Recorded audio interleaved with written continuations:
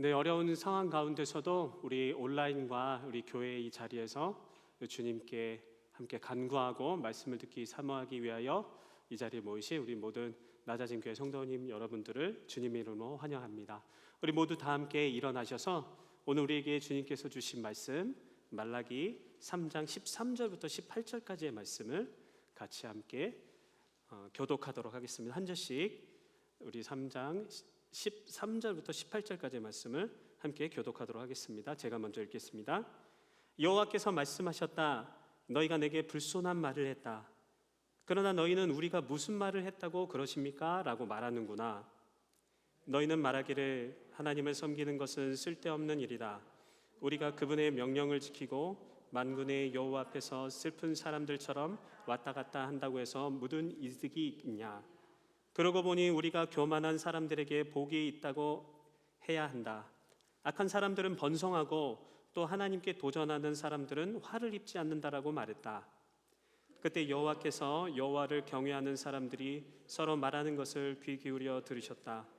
여호와를 두려워하고 그분의 이름을 존중하는 사람들은 여호와 앞에 있는 기억의 두루마리에 기록하셨다. 만군의 여호와께서 말씀하셨다. 그들은 내 소유이다. 내가 행동할 그날에 그들은 특별한 내 소유가 될 것이다. 사람이 자기를 섬기는 이들을 아끼는 것처럼 내가 그들을 아낄 것이다.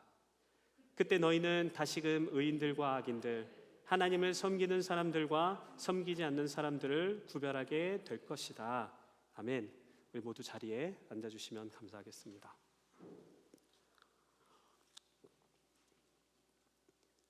제가 가끔씩 보는 TV 프로그램 중에 세상에 나쁜 개는 없다라는 프로그램이 있습니다. 이 프로그램은 굉장히 재밌습니다. 그 집에서 강아지나 개를 키우시는 분들이 계시다면 이 프로그램 한번 보시면 아주 재밌게 보실 수가 있을 거예요. 이 프로그램을 주로 진행하는 진행자가 있어요. 그 사람이 이제 강형욱이라는 그 개를 트레이닝하는 개 훈련 전문가입니다.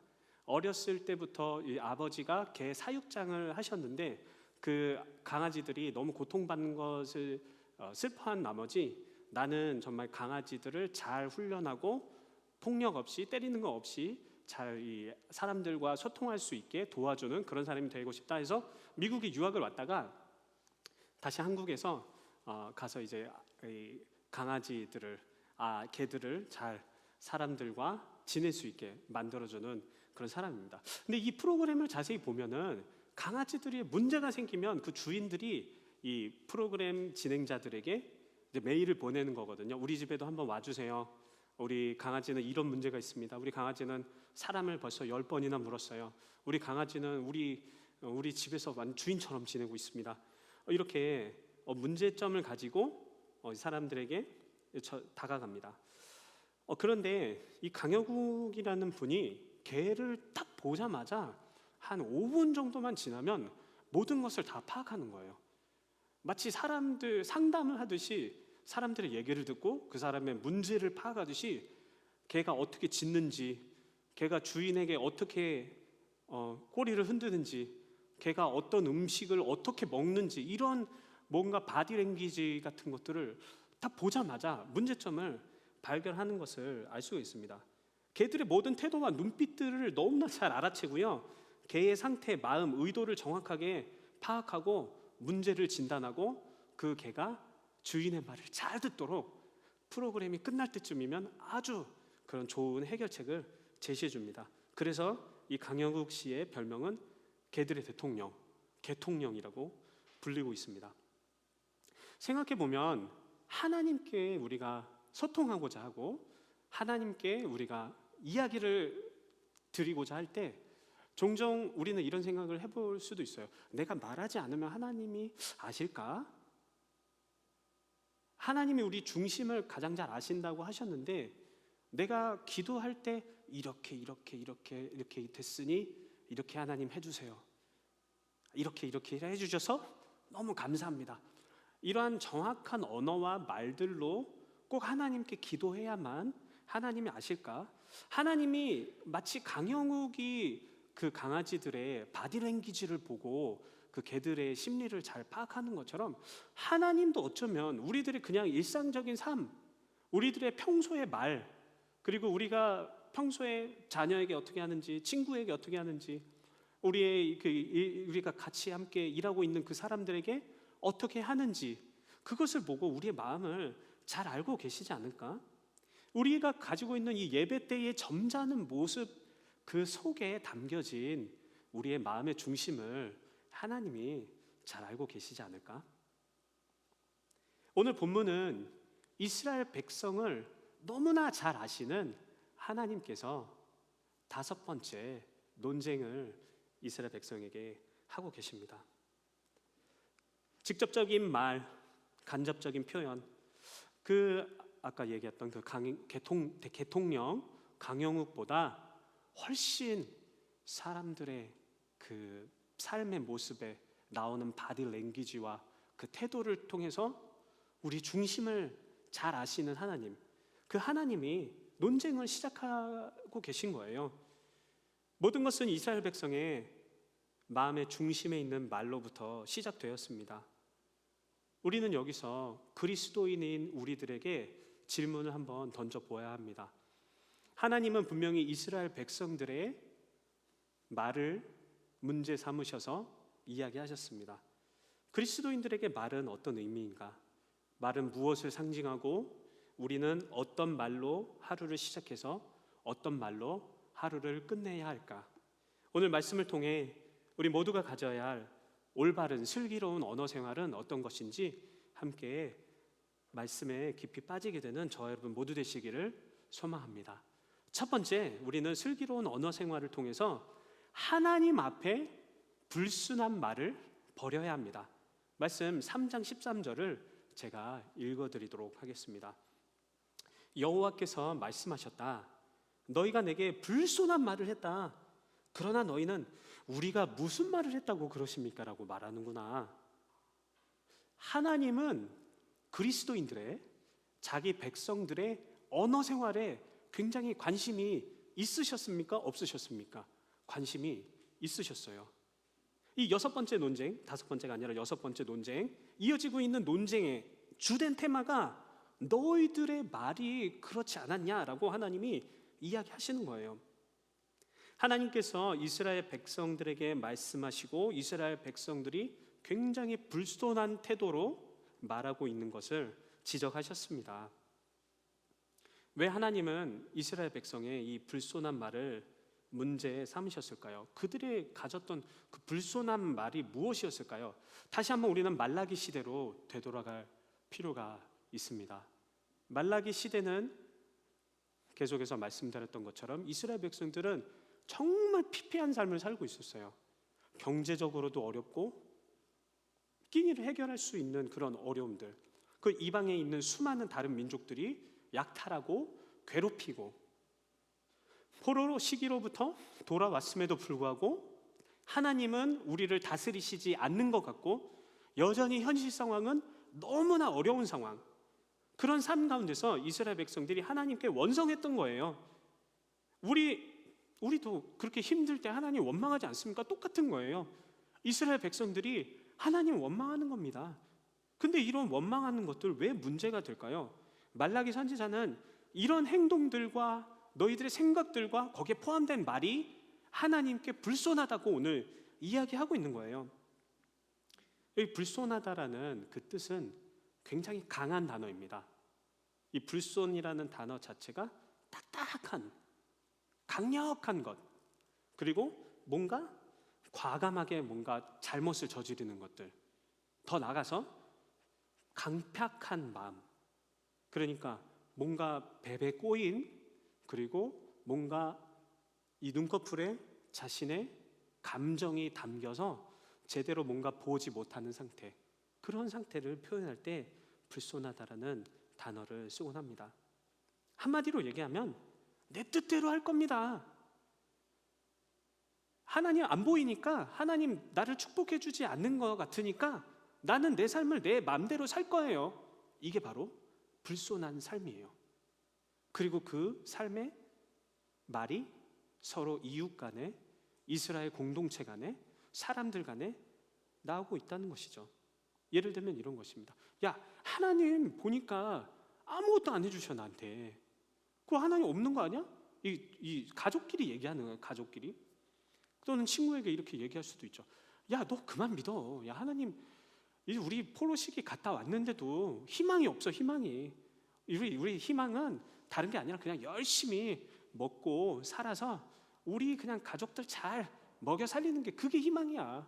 뭐 더 이상 하나님이 주신 비전이나 뜻, 이스라엘 백성, 아이고 우리 좀 내려놓자, 이렇게 얘기할 수 있다는 거죠. 가족들 간에, 친구들 간에 이루어졌던 그 말들을 하나님께서 알고 계셨다는 거예요. 그리고 그 말들은 하나님을 괴롭게 만들었다고 성경은 말하고 있습니다. 심지어 이스라엘 백성들은 하나님을 직접적으로 모욕한 것을 굉장한 죄로 여겼기 때문에 하나님께 직접적으로 얘기한 게 아니에요. 난 너 하나님 정말 싫어요. 하나님께 이렇게 얘기하거나 이 대로변에 나와서 나는 더 이상 하나님을 신뢰하지 않습니다. 여호와 하나님 이제 우리 민족의 하나님이 아닙니다. 이렇게 얘기한 것이 아니라 은밀하게 아무도 없는 곳에서 사람들과 이야기하는 가운데, 또는 말도 하지 않았을 수도 있죠. 생활의 태도가, 불순종의 생활 태도가 몸에 배어 있던 것입니다. 자녀들을 키울 때, 가족들을 돌볼 때, 일을 할 때, 세상을 살아갈 때 그들의 생활 습관이 굳이 하나님께 말하지 않아도 하나님이 모욕받을 정도로 그들의 삶은 굉장히 강팍하고, 그리고 하나님의 뜻대로 하지 않았습니다. 하나님은 중심을 보시기 때문에 하나님의 자신의 뜻대로 되지 않을 때 하나님을 원망했던, 그러나 말로는 표현하지 않았지만, 또는 때로는 사람들에게 은밀히 표현했지만, 그 중심을 하나님께서는 알고 너희가 내게 불손한 말을 했다라고 말씀하고 계시는 것입니다. 계속해서 우리 14장과 15절을 제가 읽어드리도록 하겠습니다. 너희는 말하기를 하나님을 섬기는 것은 쓸데없는 일이다. 우리가 그분의 명령을 지키고 만군의 여호와 앞에서 슬픈 사람들처럼 왔다 갔다 한다고 해서 무슨 이득이 있느냐? 그러고 보니 우리가 교만한 사람들에게 복이 있다고 해야 한다. 악한 사람들은 번성하고 또 하나님께 도전하는 사람들은 화를 입지 않는다라고 말한다. 이스라엘 백성들은 하나님이 자신들에게 물질적인, 그리고 자신의 뜻대로 기도를 들어주시지 않는 것 같은 그 모습을 보며 오히려 악인들이 흥하고 자신들의 대적들이 더 잘 되는 것을 보며 하나님은 살아계시 않으시다라고 사람들 간에 이야기하고 다녔습니다. 이렇듯 언어 생활은 우리의 내면, 우리의 중심, 우리의 영적 상태를 잘 드러내주고 있습니다. 우리의 중심을 드러내는 거예요. 이스라엘 백성이 하나님께 이렇게 그래서 묻는 겁니다. 아니, 우리 하나님께 아무 말 안 했잖아요. 하나님께 욕 안 했거든요. 우리가 무슨 말을 했다고 하나님 우리에게 불손한 말을 했다고 하십니까? 하나님은 우리들의 삶의 태도를 보고서도 우리가 하나님께 말하듯 우리의 중심을 너무나 잘 아시는 하나님이십니다. 앞서 말씀드렸던 강영욱 그 대통령, 그분이 강아지들과 개들의 그 모습만 봐도, 심지어 자기가 낳거나 자기가 만든 그런 존재가 아니잖아요.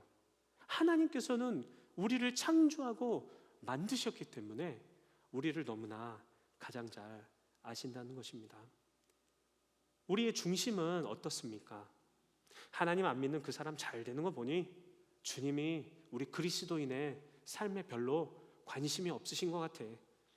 하나님 안 믿어도 우리 뭐 잘 사는구만, 잘 되는구만, 뭐 굳이 하나님을 이렇게 열심히 찾아야 되나, 이렇게 혹시 생각하고 계시지 않습니까?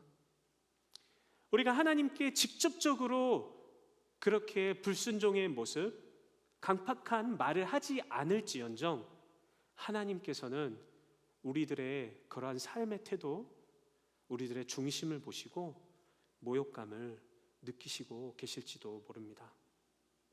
그렇기 때문에 그리스도인들이 살아가는 삶의 태도는 굉장히 중요합니다.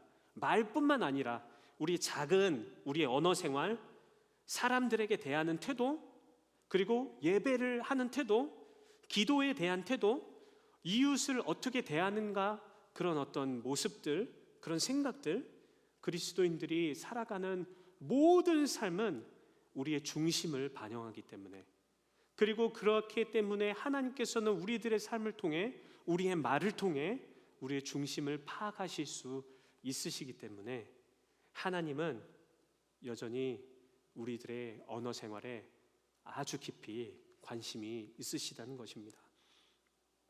하지만 이스라엘 백성들의 그 불만과는 달리 하나님께서는 여전히 보이지 않지만 일하고 계셨습니다. 이스라엘이 말했던 것처럼 하나님은 계속 침묵하시는 하나님이 아니셨죠.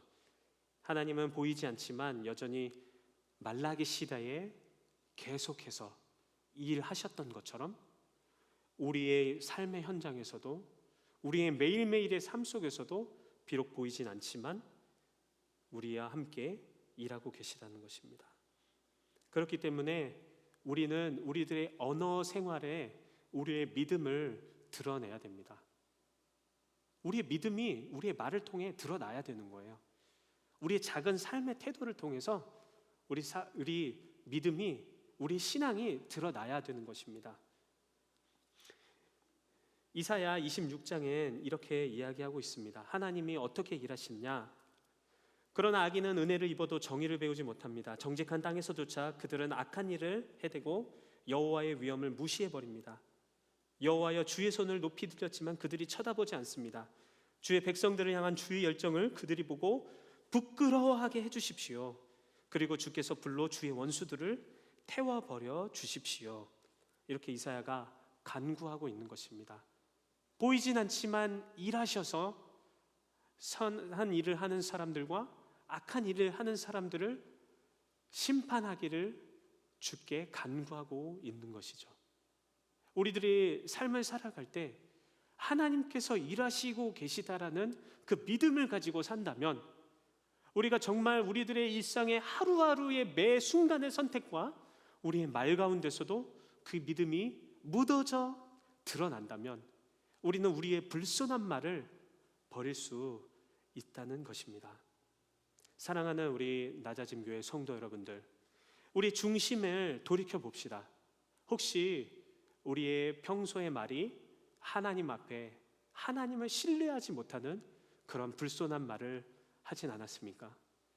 우리들의 사람들을 대하는 태도가 마치 우리의 관계 가운데, 우리의 가정 가운데, 우리의 교회 가운데, 우리의 소모임 가운데, 우리의 직장 가운데, 우리의 학교 가운데 하나님이 살아계시지 않는 것처럼 사람들을 대하고 우리의 불신앙을 모습의 태도를 보이고 있진 않았습니까? 회개하며 주께 불손한 말뿐만 아니라 불손한 마음의 중심을 내려놓고 주님께 나아가는 저와 여러분 모두 되시기를 소망합니다. 이렇듯 주님께서는 우리들의 삶의 작은 표현도, 말도 아주 중요하게 여기십니다. 왜냐하면 그것의 중심이 담겨 있기 때문입니다. 그렇다면 우리가 해야 될 언어 생활의 특징은 뭘까요? 우리가 해야 될 언어 생활은, 그러면 불손한 말을 버렸으면 어떤 말을 우리에게 하길 원하시는 걸까요? 우리 함께 말씀 16절을 다 함께 한 목소리로 읽어보도록 하겠습니다. 함께 읽겠습니다. 그때 여호와께서는 여호와를 경외하는 사람들이 서로 말하는 것을 귀 기울여 들으셨다. 여호와를 두려워하고 그분의 이름을 존중하는 사람들을 여호와 앞에 있는 기억의 두루마리에 기록하셨다. 아멘. 주님께서 원하시는 언어 생활은 바로 경외하는 말로 성도를 살리는 말을 해야 된다는 것입니다. 살리는 말을 해야 된다는 것이에요. 불손에게 믿음을 표현하지 못하는 그런 말을 버리고 하나님이 살아계셔서 우리 가운데 역사하신다, 하나님을 경외하는 마음으로 사람들에게 얘기하면 그 언어의 습관들, 언어의 생활들이 성도들 간에 우리의 영혼을 살리는 말이 된다는 거예요. 오늘 16절에 하나님께서는 사람들의 말에 귀 기울이신다라고 설명하고 있습니다. 그리고 여전히 사람들에게 불손한 마음을 갖고 있는 사람들도 있지만 경외하는 마음을 갖고 있는 사람들이 말라기 시대에 있었다는 것을 우리가 알 수가 있습니다. 그들은 남은 자들이었어요. 그들의 언어 습관은 다른 것에 대해서 얘기하지 않았습니다. 어떤 불평이나 불만, 우리 세상의 불신앙에 대해서 얘기하는 것이 아니라 하나님이 어떻게 우리의 일하시고 계시는가, 그것을 서로 이야기했습니다. 대화의 내용이 함부로 하는 말이 없었고 아주 신실하고 진실한 말을 서로를 통해 했던 것입니다. 이 죄악된 세상에서 우리는 어떻게 서로를 위로할 수 있겠습니까? 믿음을 잃어버리거나 낭망하거나 좌절하거나 또는 지금 당장 우리의 기도 제목이 하나님 앞에 응답되지 않은 것 같은 그러한 모습 때문에 힘들어하는 우리 믿음의 성도들, 그들에게 우리는 어떤 말을 해야 될까요? 하나님이 살아계시고 경건한 마음으로 우리가 주님을 신뢰하고 그리고 정말 정죄되고 따뜻하고 온유하게 그들을 품는 말을 하는 우리가 돼야 되지 않겠습니까? 바로 그것이 코이노냐, 성도의 교제인 것입니다. 사람을 살리고 성도를 살리는 말을 중심으로 이루어지는 사람들 간의 그 대화, 그것이 바로 하나님께서 우리에게 원하시는 진정한 성도 간의 교제의 아주 핵심인 것입니다. 그것이 바로 하나님을 경외하는 말이라는 거예요. 사람을 살리는 말이, 그 말에 담겨 있는 영혼을 사랑하는 그 태도가 우리보다 연약한 자들을 세워주는 그 말의 습관들 가운데 우리 중심이 담겨 있다는 거예요. 그것이 바로 하나님께서 원하시는 경외하는 말이라는 것입니다. 하나님의 뜻을 나누고 함께 격려하고 우리 교회에게 우리에게 주신 하나님의 목표와 비전에 대해서 서로 격려하는 거예요. 때로는 우리 신앙이 다 완벽할 수 없잖아요. 때로는 낭망하고 힘들 수도 있고 때로는 이렇게 아파서 만나지 못할 때도 많이 있잖아요. 그럴 땐 우리는 전화통화로 또는 카톡으로 또는 우리 문자 메시지로, 이메일로 서로를 격려할 수 있다는 것입니다. 반드시 만나서 해야 되는 대화, 그것을 넘어서 우리는 우리 문명의 이 길을 통해 서로를 격려할 수 있다는 것입니다. 에베소서 4장 29절에는 이렇게 이야기하고 있습니다. 더러운 말은 어떠한 것도 여러분의 입 밖으로 내지 말고 오직 성도를 세워주는 데 필요한 말대로 선한 말을 해서 듣는 사람들에게 은혜를 끼치게 하십시오. 아멘. 전도서 4장은 이렇게 얘기하고 있습니다. 넘어지게 되면 하나가 다른 하나를 일으켜 줄 수 있다. 그러나 혼자여서 넘어져도 일으켜 줄 사람이 없으면 얼마나 불쌍한가. 또 둘이 함께 누우면 따뜻하지만 혼자라면 어떻게 따뜻해지겠는가. 혼자서는 지리를 둘이서는 당해낼 수 없으니 세 겹줄엔 쉽게 끊어지지 않는다. 이렇듯 우리를 함께 모이게 하신 이유는 무엇일까요? 서로 잘하고 있는지 잘 지켜보라고? 또는 옆구리 쿡 찔러서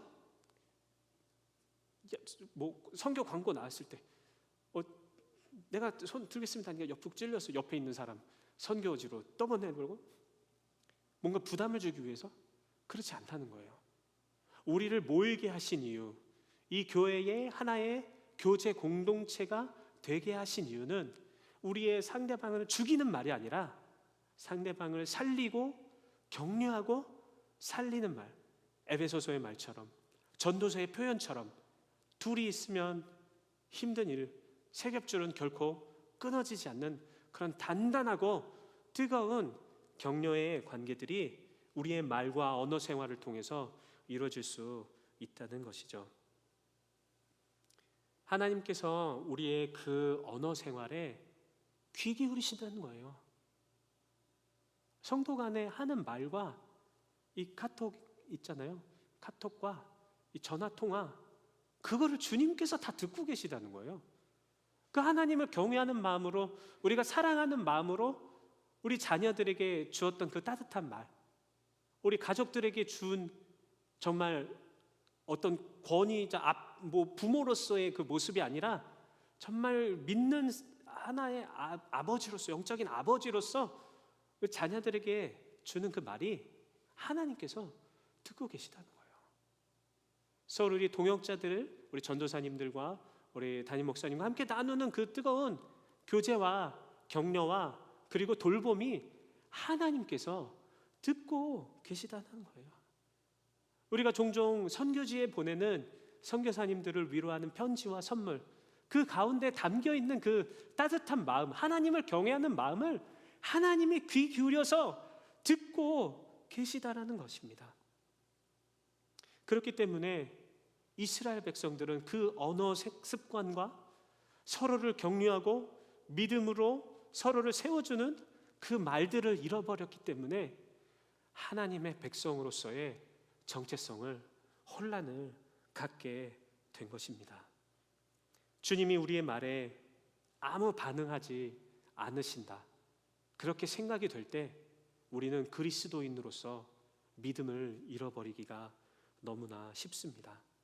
하나님이 귀 기울여 들으셨다는 것은 정말 세밀하게 그 모든 내용들을 잘 파악하고 있다는 이 두 가지 단어, 히브리어를 연결해서 쓰고 있는 표현이라는 것이에요. 하나님은 하나님을 경외하는 자들을 기억하고 계십니다. 하나님을 경외하는 자는 다른 말로 하나님께 순종하는 사람들이에요. 이웃을 사랑하고 하나님을 사랑하는 그 명령에 순종하는 사람들. 우리는 순종을 이야기를 들 때 때로 두 가지 측면을 생각해 볼 수가 있습니다. 첫 번째로는 억지로 하는 어떤 타율적인 순종이죠. 해야만 되는 순종. 오늘 제가 운전을 하고 왔는데 옆에 경찰이 만약에 지나간다, 그러면 저는 안전 스피드 리미트를 지키겠죠. 안전하게 천천히 가겠죠. 주위에서 순종할 수밖에 없게 만드는 그런 순종의 모습입니다. 다른 말로 표현하자면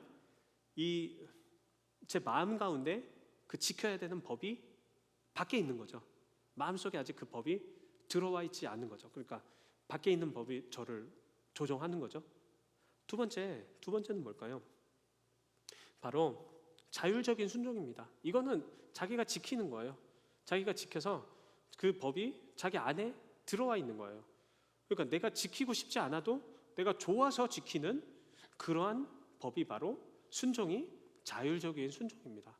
어떻게 보면은 이렇게 얘기할 수도 있을 것 같아요. 우리가 반드시 지켜야 되는 순종을 하는 사람들은 율법적인 순종을 하고 있는 것일 수도 있습니다. 반면에 우리가 지켜야 될 마음에 있는, 마음속에 우러나서 하는 모든 그런 순종들은 하나님의 은혜로 순종하는 순종일 수가 있습니다. 어떻게 보면 후자가 굉장히 우리가 추구해야 될 방향인 것 같잖아요. 그런데 사실은 하나님께서 원하는 진정한 언어 생활과 우리들의 삶의 순종은 이 두 가지가 같이 있는 것 같습니다. 하나님의 율법과 말씀은 우리 내부에 있습니까? 아니죠. 하나님의 외부에서 우리가 정말 순종하기 싫을 때도 순종해야만 할 때가 있잖아요.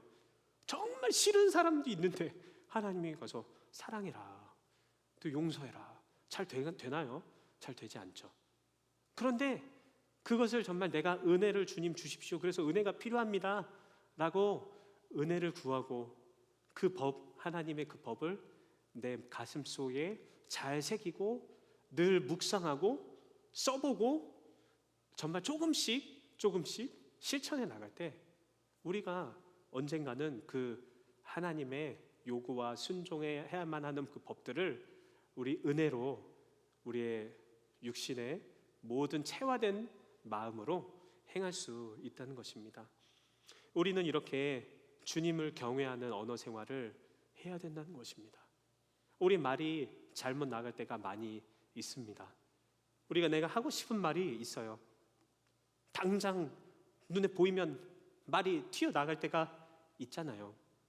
지적하고 싶고 비꼬고 싶고 뭔가 불평과 불만 해보고 싶고, 나한테는 긍정적인 면이 안 보이지 왜? 전부 부정적인 면만 보이고, 그거는 정말 내가 기가 막히게 정리해서 그 사람들에게 얘기해 줄 수 있잖아요. 하지만 주님께서 우리에게 원하시는 언어 생활은 어떤 것이라고요?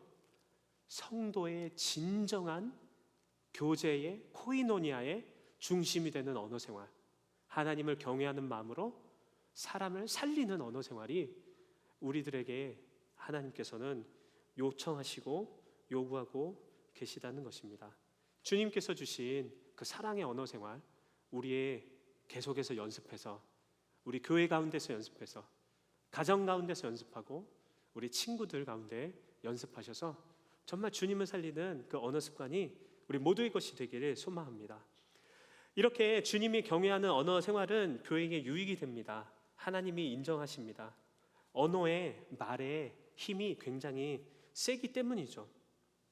조금 더 나가서 생각해 보면 주님께서 왜 이렇게 이 언어 생활에 관심이 많으신가 우리가 알 수가 있습니다. 그것은 바로 하나님의 경외하는 언어 습관은 전도의 힘이 있기 때문입니다. 그렇기 때문에 우리는 전도하는 마음으로 우리의 언어 생활, 말을 해야 되는 것입니다. 제가 17절과 18절을 읽어드리도록 하겠습니다. 만군의 여호와께서 말씀하셨다. 그들은 내 소유이다. 내가 행동할 그날에 그들은 특별한 내 소유가 될 것이다. 사람이 자기를 섬기는 이들을 아끼는 것처럼 내가 그들을 아낄 것이다. 그때 너희는 다시금 의인들과 악인들, 하나님을 섬기는 사람들과 섬기지 않는 사람들을 구별하게 될 것이다. 아멘. 17절과 18절 우리 본문의 마지막 부분에서 강조하고 있는 건 뭘까요? 바로 하나님의 백성과 이 세상에 그냥 살아가는 사람들과의 차이점이 있다는 거예요. 그리고 하나님은 그것을 구분하시고 구별하셔서 나중에 심판하신다는 것입니다. 무슨 얘기냐면 우리 첫 출발이 뭐였죠? 언어, 우리의 말, 생활의 습관, 그리고 우리 중심에서 출발했잖아요. 그것으로부터 오는 차이를 하나님께서 말씀하고 있는 것입니다. 하나님은 언어와 말과 삶으로 믿음을 표현하는 자신의 그 백성들을 자기의 소유라고 말씀하고 있습니다. 그리고 최후의 심판 날에도 그들은 하나님의 은혜를 입을 거라고 이야기하고 있어요. 그러니까 이 믿음, 하나님을 믿는 믿음에서 출발한 우리의 말과 우리들의 삶을 통해 우리는 주님 앞에 나아갈 때 심판대 앞에서 그 모든 징계를, 하나님의 심판을 면제받을 것이다 이야기하고 계신 거예요. 잠깐 그 전도에 대해서 제가 말씀을 드려보고 싶습니다. 우리 왜 말이 전도와 연관이 있을까? 여러분, 전도가 무엇이라고 생각하십니까? 여러 가지 정의들이 있을 수 있습니다. 복음을 전하는 거, 말로 사람들에게 예수님은 구세주시고 우리의 주인이시고 우리를 위해 십자가 죽으셔서 우리가 구원받았습니다. 그것이 기쁜 소식입니다. 이렇게 팩트를 전하는 그것이 전도일 수도 있죠. 또는 설교가 전도일까요?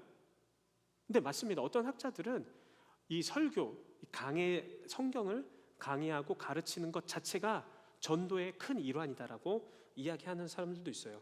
또는 전도의 행사, 새로운 사람들을 초대하고 우리 이웃들을 초대해서 복음의 메시지를 전하는 그 행사가 전도일 수도 있습니다. 전도에 대해서 연구하였던 샘 첸이라는 그 사람은 이렇게 이야기하고 있습니다. 전도에 대해서 제가 한번 말씀드려볼게요. 한번 들어보세요.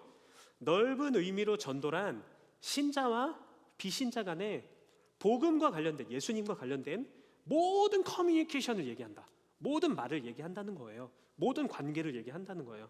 좁은 의미로는 예수님을 소개하는 것이지만 넓은 의미로는 우리의 모든 의도적인, 비의도적인, 일상적인 표현들과 말로 소통하는 것, 그것 자체가 바로 전도이다. 하지만 우리의 그런 일반적인 말과 행동, 사람들을 대하는 태도, 그것들 위에 하나님께서 정말 은혜를 부어주시고 영적인 힘을 부어주셔서 기적과 같은 일을 일으키신다. 라고 이야기하고 있습니다. 이 샘 첸이라는 분의 정의에 따르면 전도의 도구가 무엇이었죠? 사람들의 말이라는 거예요. 우리의 행동이라는 거예요. 우리들이 사람들에게 보여주는 그 태도와 그 모습이 바로 전도의 도구라는 거예요. 그것은 그냥 평범한 것이지만, 그것은 아무 힘이 없을 수 있지만, 그것들에는 우리가 어떤 능력을 발휘할 수도 없지만, 성령 하나님께서 그 태도와 그 말과 그 언어와 그 모든 우리가 사람들에게 행했던 그 선한 행동들 그 위에 기름을 부어주셔서 사람들이 주께 돌아오게 하는 놀라운 역사를 일으키신다. 그것이 바로 모든 전도의 프로세스이다라고 샘 첸이 그의 책에서 이야기하고 있습니다. 하나님을 경외하는 말과 언어는 그리스도인의 정체성이에요. 하지만 우리가 전도의 관점에서 본다면 하나님을 경외해서 우리 교인들뿐만 아니라 사람들에게 전하는 정말 진중하고 그들을 존중하고 그들의 이야기를 들어주는 그 언어 습관은 바로 우리가 하나님의 특별한 소유이고 아끼는 존재라는 것을 그들에게 보여준다는 것입니다. 우리가 뭔가 특별한 존재라는 것을 우리의 언어 생활을 통해서 사람들이 알 수밖에 없다라는 것이죠. 우리가 사람들과 동일하게 우리의 믿음의 성도들을 대하듯 우리 친구들과 우리 세상의 친구들 또는 믿지 않는 우리의 친척들을 대하고 말을 행할 때 그것이 전도의 도구가 되고 그것이 바로 복음의 통로가 되고 그 우리의 일반적이고 일상적인 생활의 습관들을 통해서 하나님께서 영적인 힘을 불어넣어 주셔서 그 사람들에게 주님이 만나게 되는 전도의 역할을 할 수 있게 된다는 것입니다. 주님은 우리의 평범한 언어 생활에 성령의 기름을 부어주실 수 있는 분이십니다. 주님은 우리의 작은 생활 습관과 태도, 남을 향한 그 우리의 표정과 우리들의 작은 베품에 친히 임하셔서 우리가 행했던 그 모든 것보다 훨씬 큰 일들을 우리가 행했던 그 이웃의 마음 가운데, 영혼 가운데 행하실 수 있는 분이십니다. 그렇기 때문에 우리는 전도하는 마음으로 말해야 하는 것입니다. 우리 사랑하는 지체 여러분들, 우리는 우리의 불손한 말을 버려야 하고 주님을 경외하는 마음으로 우리 공동체의 가족들을 섬기고 격려해야 합니다. 그리고 언제 어디서나 주님께서 우리를 품으시고 자신의 소유 삼으셨다는 것을 우리의 언어 생활을 통해서 증거하고 그리고 우리 이웃들에게 주님의 백성답게 사는 것이 무엇인지를 우리의 말을 통해 보여줄 필요가 있습니다. 그렇기 때문에 예수님은 충격적인 말씀을 우리 바리새인들에게 하고 있는 것입니다. 주님께서는 말이 어디로부터 나온다는 것을 정확하게 알고 계셨어요. 그래서 마태복음 12장 35절 37절에서 이렇게 말씀하고 계십니다. 선한 사람은 선한 것을 쌓았다가 선한 것을 내놓고 악한 사람은 악한 것을 쌓았다가 악한 것을 내놓는다. 그러나 내가 너희에게 말한다. 심판날에 사람은 자기가 함부로 내뱉은 모든 말에 대해 해명해야 할 것이다. 내가 한 말로 의롭다고 판정을 받기도 하고 내가 한 말로 죄가 있다고 판정을 받기도 할 것이다. 아멘. 예수님은 그의 말을, 사람들의 말을, 인간의 말을 이렇게 평가하고 계신 겁니다. 너 말하는 대로 너의 마음이 있는 거야. 너가 악한 생각을 하고 악한 마음을 가지고 있다면 그것이 자연스럽게 악한 말로 나올 수밖에 없는 것이지 않니? 너희들의 언어 생활은 너희들의 영혼의 상태를 가장 잘 이야기해주는 증거이자 지표이자 표현 방법이야.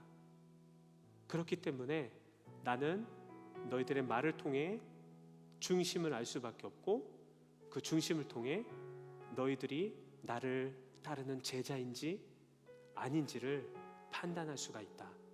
오늘 마태복음에서 예수님은 그렇게 말씀하고 있습니다. 우리 사랑하는 교회 가족 여러분들, 우리들의 언어 생활과 말은 어떻습니까? 하나님을 인정하는, 경외하는 말을 하셨습니까? 하나님께 순종하는 말을 하셨습니까? 그렇지 않으면 하나님의 마음을 아프게 하는 언어 생활을 하고 계시지는 않았습니까? 우리들의 말을 통하여서 사람이 살아나고, 우리들의 말에 주님께서 기름 부어주셔서 전도와 선교가 일어나는 것입니다. 우리 모두가 정말 우리의 마음이 먼저 변화되어서 우리 자연스러운 순종으로, 정말 이 율법적인 순종이 아니라 은혜로운 순종으로 주님 앞에 참 좋은 말, 우리 성도들 앞에, 우리 이웃 가운데 기쁘고 사람을 살리는 말을 하게 되시는 저 여러분들 모두 되시기를 주님의 이름으로 부탁드립니다.